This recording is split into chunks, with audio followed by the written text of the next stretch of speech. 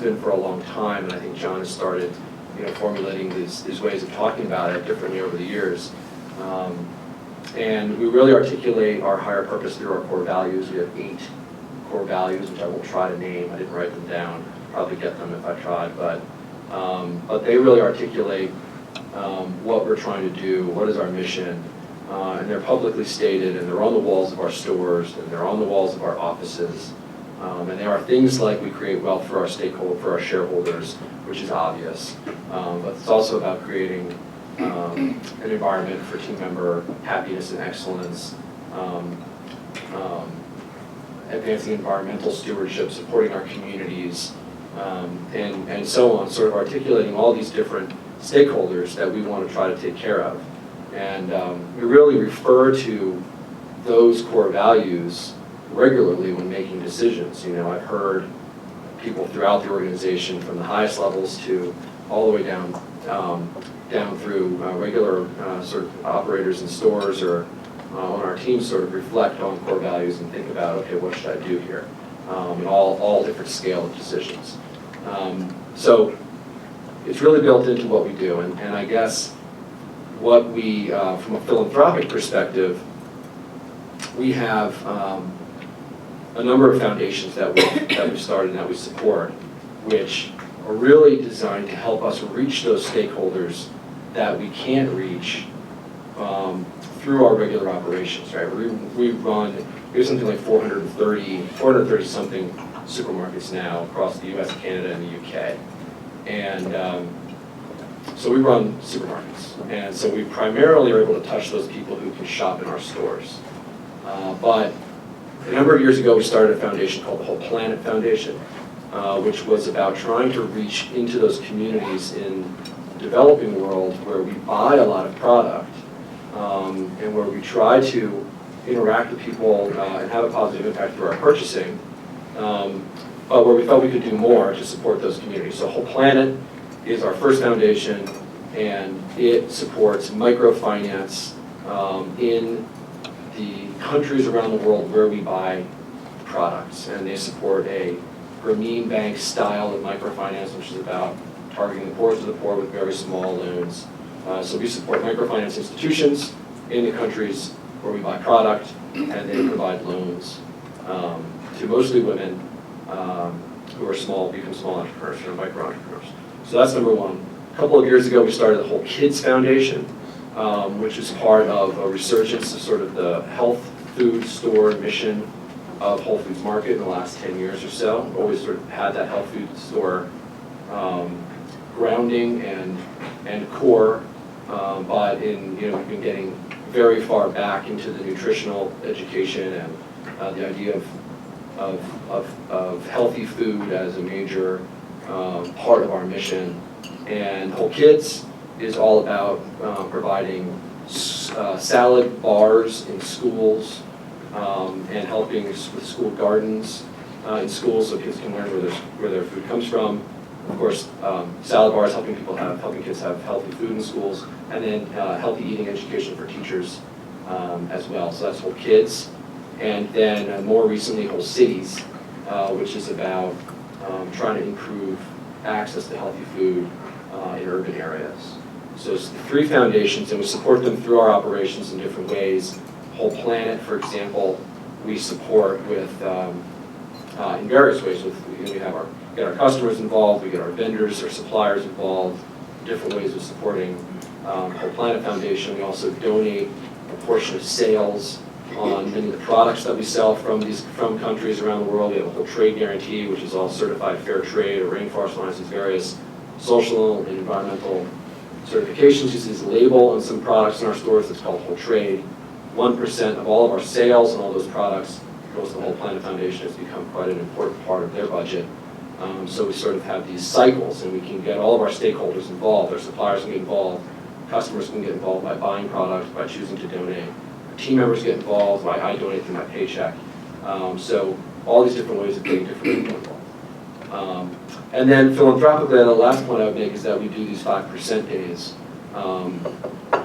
which our local stores, each of our stores in our various regions around the country, we operate very decentralized nature and very sort of autonomous at the local level. Stores have the ability to identify a number of what we call 5% days where they can donate a portion of their sales to a local organization. So team members in that store can get involved and choose an organization that's important to them, something that's going on in their community, and that can connect that local store on sort of that philanthropic level with the local community. So those can be really impactful events, and that's a thing that's become really important for our community engagement and help the people. And that's one where we can really touch the people who do live in those communities where our stores are. So I'll stop there if that. Yeah, thank you. But in a related thing, I was just curious to know, because you have so many efforts, especially with the whole kids program and things. I mean, how are you able to get your supply chain on board? I mean, can you go to a guy, like Plum Organics and say, here's the program, here's what we want to do, help us? I mean, how much of a part is it, and how difficult it is it for you, for Whole Foods, to get the cooperation of your suppliers as well? It's really, I don't think it's been that difficult to get people excited about this stuff. I think if they, we give them all kinds of additional benefits, like we include their name as a list of, as a partner with the foundation. I mean, there are the sort of business benefits, but it doesn't, we're not a supermarket that, we don't sell our shelf space or sell eye level. It's all about where does the customer want to see things. So we're not operating like that where we're just tit for tat for this kind of thing. But really what it is our suppliers get excited about these programs because they have an opportunity to be a part of something. And they see some benefit in partnering with us. But it really, I think given a clear option and given a clear value proposition, and if we're willing to share that information that those brands are participating with us in this effort, share that information with our customers, people see the value very clearly. Yeah, I'd agree with that. I think that folks are eager to do this. I think there's been a sea change where it stopped sort of being this thing that people think, well, maybe I should do, but I'm not really sure it's a good idea, or I don't understand the business benefit to it. We're really starting to see a lot of companies understand that it's integral to sort of where they need to go with their business, especially as the millennials sort of come of age and start to become a bigger part of our workforce, and knowing that they will, take a job that pays less money if the company aligns with their own values. So last year we launched Giving Tuesday in partnership with Atlassian and the Entrepreneurs Foundation of Colorado initiative called Pledge 1%, which is basically a turnkey initiative that makes it really easy for entrepreneurs to pledge 1% of equity, profit, time, or product. Just using the same model that we do, we made it really easy to set aside that equity through a warrant, to hold that through the Entrepreneurs Foundation. We have all kinds of things like volunteer time off policies and decks that you can give to your board to make the pitch to your board. We were sort of testing the model, saying, will people do this? We know that it's been successful for us, and we've had 500 companies take the pledge in the last year, and it's only growing.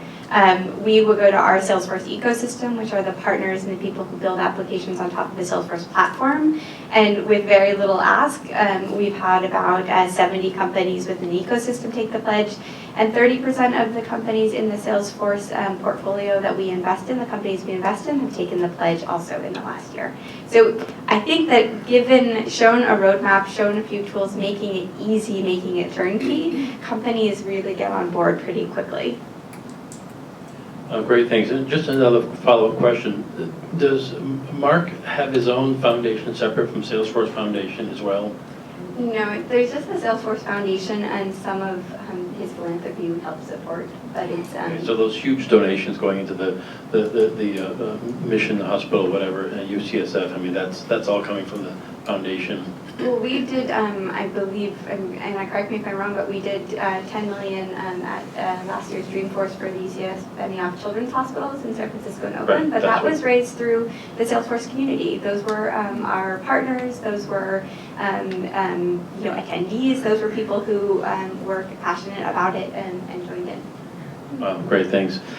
Mike, give us an overview. I mean, your whole business is about giving. But, kind of give us a sense of what that means, well, what it looks like. I don't think our whole business is about giving. Our whole business is about creating a pathway from the resources to the marketplace into the community directly without the intermediation of private investors who may or may not do the right thing. I mean, Naomi mentioned the sea change. I think there is I wouldn't call it a sea change. I would say the tide has changed between high tide and low tide, but it hasn't yet approached the shore. So despite, Salesforce is doing unbelievable things. I hope she talks a lot more about what she did. And so what's fundamental about them is that from the very beginning of that corporation, when they went public, they embedded the philanthropic aspect, the community-friendly aspect, into the structure of the business. So it no longer really depends upon the conscious intentionality of good of any individual. It's embedded in the structure. It's the routine. It's the way the rules function. So it's banal. And I think that's ultimately what we're aiming at, is we're aiming at community values to be the banal outcome of routine economic transactions in a marketplace that doesn't require people to make sacrifices or want to do the right thing. I mean, the Swedes and the Norwegians are no more philanthropic than the United States, but they have created institutions that create better community outcomes according to all the standards that international entities recognize. So despite the great work that Salesforce does and all the philanthropy, and there's $1 trillion in foundations and endowments in this country, all invested in community good things. But at the same time, this country is virtually last in all 10 of the international measurements of quality of life in industrial societies. Infant mortality, education, literacy, all the things that measure a country's success, or a civilization's success and quality of life for citizens, they have gone down in the past 25 years. At the same time, I think as a counterbalance, you get what's happening here. And in an effort to institutionalize it and get it to the point where it's scalable so that a larger significant quantity of resources flows to community benefit rather than private interests. And the result of private interest is that this is the worst it's ever been in terms of income concentration and wealth concentration. So this is a wealthy nation. Too much of the wealth is concentrated in a few hands, and it's not those hands are greedy or selfish, it's that the institutions drive the resources in that direction. So what we're trying to do is we're trying to re-engineer those pathways for resources to the community directly in a very small way. And I think that's what's, these three representatives, well, we've all embedded that from the get-go, okay? Other companies are introducing it later on in their corporate life, partly for marketing reasons, partly because it's an expression of what the employees want and what the stakeholders want. But it's difficult because the central rule of corporate law is that the stockholder deserves the maximum return for the efforts of the business. So what we have done, we basically started out specifically to use competition as a tool to create wealth. And in a course, so when you think of our company as a stakeholder-driven company, but the stakeholder is the community. So the conventional question that every company asks is, how do we maximize return to our stakeholder? So if the stakeholder is the stockholder, sometimes the answer is different than it is the stakeholder of the community. So our stakeholder is the community, but we don't do anything for the stakeholder unless we take care of our customer. And I think the interesting thing about these companies also is they're very successful businesses. Their products are great, their service is great, and that's why they're successful.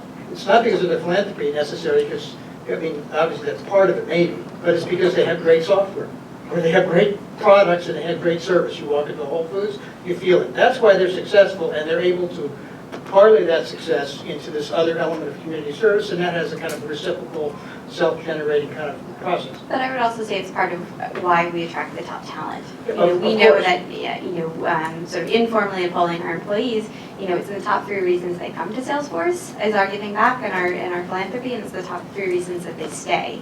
So it has a Absolutely. huge benefit on the retention. And there was a great study that came out that talked about, you can save about $1,400 in employee retention by having a philanthropic program. So the overhead of hiring and retraining.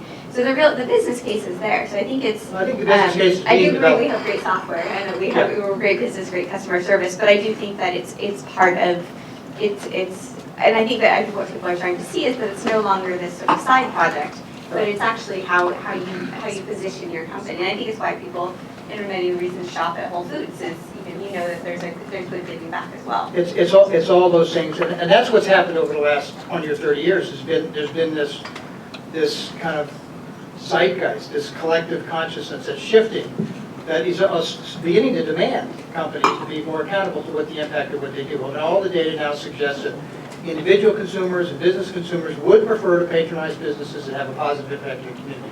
They're not willing to pay more, they're not willing to sacrifice service, but if they can be given both, they will jump on that opportunity. I talked to the Newman's Own people about 10 years ago, and they told me the most amazing thing. And they had polled their customers. 70% of their customers had no idea that the profits were donated. 70%. It's not why they were buying it. They were buying it because it tasted good and it was priced right. And all the good stuff happened off stage. You know, and they were a little bothered by that. And I said, oh man, that's great. That means the business model functions as a viable economic entity on a self-sustaining market principle. And the good stuff happens just as a routine outcome of that decision-making kind of process. So I think we're moving towards the direction of all these things are beginning to kind of amplify each other's effects. And the law is even changing.